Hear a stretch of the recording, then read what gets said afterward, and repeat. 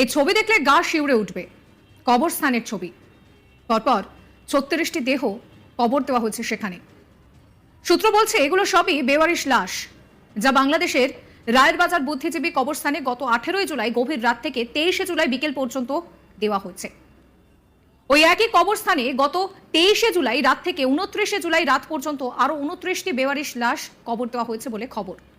এমন অবস্থা নাকি প্রত্যেক কবরে দুজন করে কবর দেওয়া হয়েছে জানিয়েছে কবরস্থান কর্তৃপক্ষ। লাশের স্তূপ ৭১-এর মতো বাংলাদেশের সেই গোপন বদ্ধভূমির অবস্থাকে তুলে ধরছে। দেখুন সেই ভিডিও।